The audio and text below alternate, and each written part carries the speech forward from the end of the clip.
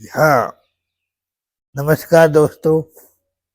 आज हम इस वीडियो में आपको बताएंगे कि एक व्यक्ति को अपने जवानी में सफल होने के लिए 3 काम करने चाहिए और उन 3 कामों की बहुत ज़्यादा सख्त आवश्यकता है। वो 3 काम कौन-कौन से हैं? नंबर 1 संघर्ष, नंबर 2 भक्ति और नंबर 3 दान पुण्य। वैसे तो बताया जाता है संघर्ष के बारे में कि स्ट्रगल इज द लाइफ, संघर्ष ही जीवन है।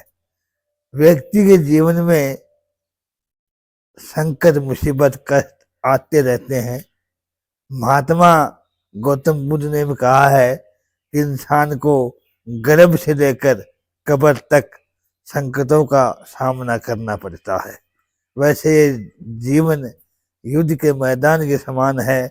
इसे रणभूमि मानते हुए और किसी भी प्रकार के मुसीबत या संकट को ज़्यादा अधिक मजबूत या कठिन न समझें और योद्धा बन के आगे बढ़ते रहें, क्योंकि कहा गया है कि वो पथ क्या पथिक कुशलता क्या, जिस पथ पर बिखरे सूर ना हो, नाविक की धैर्य कुशलता क्या, जब धारा ही प्रतिकूल ना हो।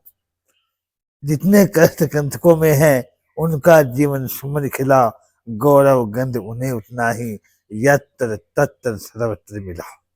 इसलिए जीवन में घबराने की आवश्यकता नहीं है। जीवन में कैसे भी संकट आए, डट के मुकाबला करो, सामना करो। असंभव कुछ नहीं है, हिम्मत नहीं हारना है और आगे बढ़ते रहो, आगे बढ़ते रहो। पीछे मुड़ के मत देखना, क्योंकि कहा गया है कि सामने हो मंजिल, रास्ते न मोड़ना। जो भी मन में हो वो सपना न तोड़ना। कदम कदम पर मुश्किलें मिलेंगी आपको, कदम कदम पर मुश्किलें मिलेंगी आपको, लेकिन सितारे चुनने के लिए जमीन मत छोड़ना, सितारे चुनने के लिए जमीन मत छोड़ना। इसके बाद आता है भक्ति का मार्ग।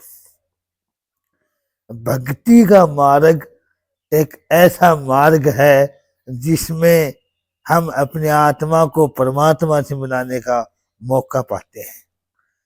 आदमी सत्कर्म करता हुआ चलता है, मन कर्म वचन से शुद्ध होता चला जाता है। आत्मा परमात्मा में लीन होने के लिए हमें भक्ति मार्ग को अपनाना होता है।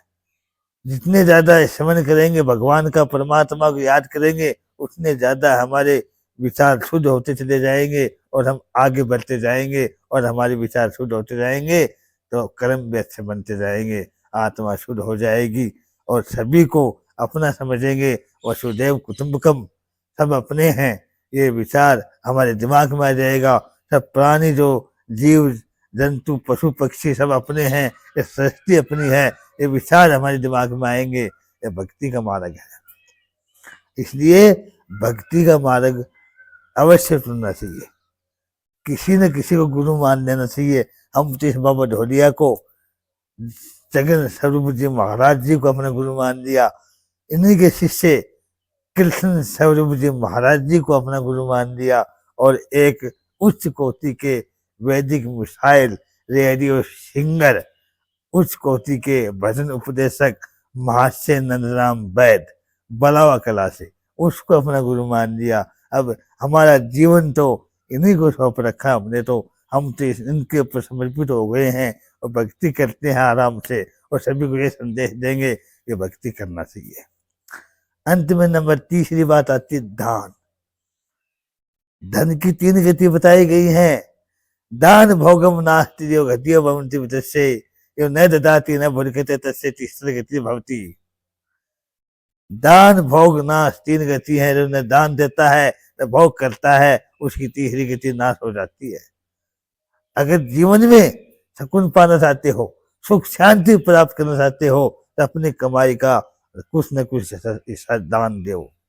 महर्षि दयानंद सरस्वती ने सत्याग्रह प्रकाश में लिखा है कि जो इंसान अपनी कमाई का 5% दान देगा, हाँ, जहां हम 100 रुपये कमाते हैं और 5 रुपये दान दे दो, कोई फर्क नहीं पड़ने वाला, सब परमात्मा की देन है, परमात्मा देता है, इसी का है, इसे दे दो, कुछ हिस्सा दे दो।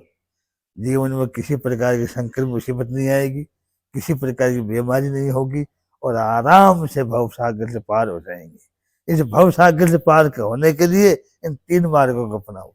आशा करता हूँ मेरा वीडियो अच्छा लगे तो लाइक करना, शेयर करना, कमेंट करना। धन्यवाद। जय हिंद, जय भारत।